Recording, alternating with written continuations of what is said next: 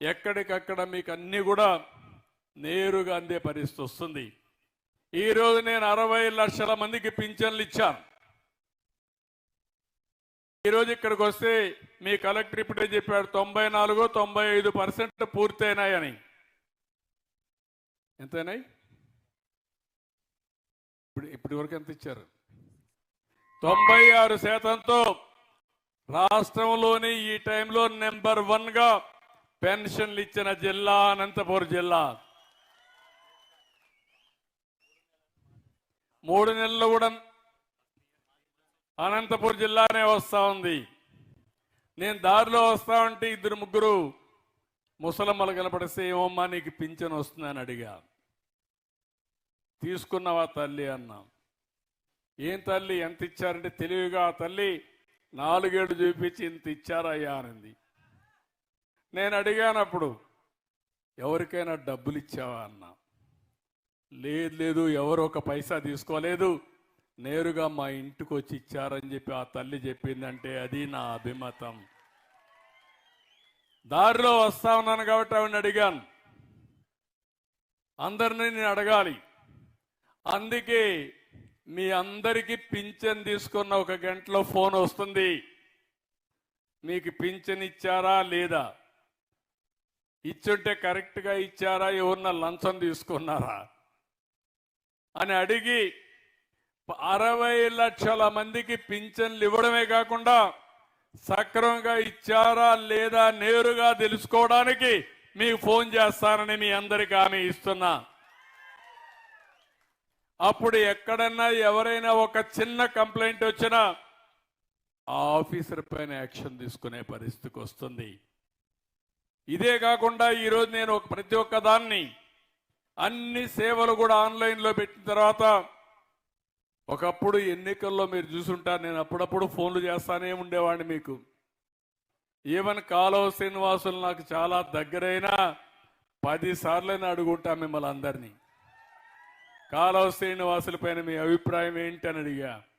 కడాల నా సీటు నేను ఇచ్చుకోవడానికి కూడా అక్కడుండే ప్రజలను అడిగిన తర్వాత, నేను గెలుస్తానని నమ్మకం వచ్చిన తర్వాత నా సీటు కూడా అనౌన్స్ చేశా. ఇప్పుడు కూడా నేను అదే ఆలోచిస్తున్నాను. అన్ని సేవలు మీకు అందిస్తాం.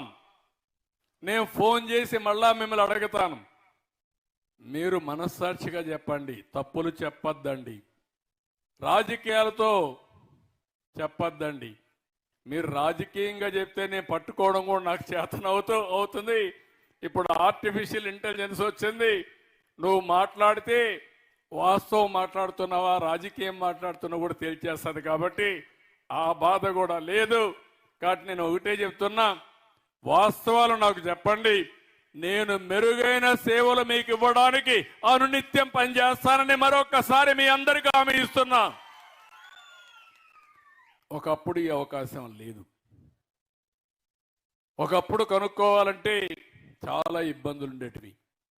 ఇప్పుడు గంటల్లోనే కోట్ల మంది నుంచి ప్రజాభిప్రాయ సేకరణ చేసి సుపరిపాలన ఇచ్చే పరిస్థితికి వచ్చాం. ఈరోజు దగ్గర మీరు చూస్తే ధాన్యం సేకరిస్తున్నాం. ధాన్యం సేకరించేదానికి వాట్సాప్ మెసేజ్లో పెడితే తద్వారా ప్రొక్యూర్మెంట్ చేస్తున్నాం. మళ్ళీ 48 గంటల్లో వాళ్లకు ధాన్యానికి ఇవ్వాల్సిన డబ్బులు కూడా వాళ్ళ అకౌంట్లో వేస్తున్నాం. వేసిన తర్వాత మళ్ళా ఒక ఫోన్ చేసి సక్రమంగా వచ్చిందా లేదా, అవకతవకలు ఉన్నాయా, ఇబ్బందులు పెట్టారని కనుక్కునే పరిస్థితికి వస్తున్నాం. ఇప్పటికే మీరు చూస్తే 82,573 మందికి రైతన్నల దగ్గర నుంచి 6 లక్షల మెట్రిక్ టన్నులు ధాన్యం సేకరించాం. 1,400 కోట్ల రూపాయలు 48 గంటల్లోనే పే చేసే పరిస్థితికి వచ్చాం. పోయిన గవర్నమెంట్ 1,674 కోట్ల రూపాయలు అప్పు పెట్టారు. అప్పు పెట్టడమే కాకుండా చాలా ఇబ్బందులు పెట్టారు. ఇప్పుడు ఎవ్వరికి ఇబ్బందులు లేకుండా చేసే కార్యక్రమానికి ముందుకు పోయాం. ఒకప్పుడు నేను ఈ రాయలసీమలో అనంతపురం జిల్లాలో మైక్రో ఇరిగేషన్ పెట్టాను. 90% సబ్సిడీతో మీకందరికి కూడా డ్రిప్ ఇరిగేషన్ కానీ స్ప్రింక్లర్ ఇరిగేషన్ కానీ ఆ రోజు ఇచ్చాను. దానివల్ల పెద్ద ఎత్తున మనకు న్యాయం జరిగే పరిస్థితి వచ్చింది. ఈరోజు మళ్ళీ 90%తో అనంతపురంలో డ్రిప్ ఇరిగేషన్ ఇస్తాం మీ అందరికీ. అనంతపూర్ అంటే నాకు 10 ఎకరాలున్నా మీకు రేషన్ కార్డు ఇచ్చిన ఘనత తెలుగుదేశం పార్టీది. 10 ఎకరాలు ఉంది కానీ దాంట్లో ఆదాయం లేదు. ఒకప్పుడు మీరు చూస్తే పంట వేస్తే చేతికి వచ్చేది కాదు. 10 సంవత్సరాలు వేరుశనగ వేస్తే 1 సంవత్సరం 2 సంవత్సరాలు వచ్చేది. 8 సంవత్సరాలు పంట కూడా పెట్టుబడి కూడా వచ్చేది కాదు. అందుకే ఆ రోజు నేను ఆలోచించి మొట్టమొదటిసారిగా దేశంలోనే ఇన్పుట్ సబ్సిడీ, పెట్టుబడి సబ్సిడీ ఇచ్చిన పార్టీ తెలుగుదేశం పార్టీ అని చెప్పి కూడా నేను మీకు తెలియజేస్తున్నా. ఈరోజు ఇంకొక పక్కన ఎక్కడ చూసినా గుంతలు, రాష్ట్రాన్ని గుంతలమయంగా చేసి వెళ్ళిపోయారు. గ్రామీణ ప్రాంతాల్లో డబ్బులు లేకుండా పనులు ఆగిపోయినాయి. 998 కోట్ల రూపాయలు ఫైనాన్స్ కమిషన్ డబ్బులు ఇస్తే దాన్ని కూడా వేరే విధంగా వాడుకున్నారు. కేంద్ర నిధులు దుర్వినియోగం చేశారు. 4500 కోట్ల రూపాయలు సద్వినియోగం చేయకుండా డైవర్ట్ చేసి మనకు వచ్చే డబ్బులు కూడా రాకుండా చేస్తే అవన్నీ కూడా కరెక్ట్ చేశాం. 998 కోట్లు ఇచ్చాం, మళ్ళీ ఒక 275 కోట్లు ఇచ్చాం. ఈరోజు గ్రామాల్లో 4500 కోట్ల రూపాయలతో 30,000 పనులకు శ్రీకారం చుట్టాం. మొన్నే డిప్యూటీ సీఎంగా ఉండే పవన్ కళ్యాణ్ గారు ఒక పిలిపిచ్చారు. ఆ రోజు సంక్రాంతి లోపల ఈ పనులన్నీ పూర్తి కావాలని కూడా ముందుకు పోతున్నాం. ఇంకో పక్కన R&B రోడ్స్ అన్ని కూడా 861 కోట్ల రూపాయలు శాంక్షన్ చేశాం. ఇంకొక 500 కోట్ల రూపాయలు ఇచ్చాం. గుంతలు లేని రోడ్లుగా రోడ్ల నిర్మాణం జరగాలని చెప్పి ముందుకు పోతున్నాం. సంక్రాంతికి అంతా కూడా పెద్ద పెద్ద రోడ్లు అన్ని కూడా గుంతలు పూడ్చే కార్యక్రమానికి శ్రీకారం చుట్టాం. వార్ ఫుటింగ్లో ఈ పనులన్నీ అవుతున్నాయి. మీరు ఒక్కసారి ఆలోచిస్తే ఈ ప్రభుత్వ పని విధానం మీరు కూడా అర్థం చేసుకోవాల్సిన అవసరం ఉంది.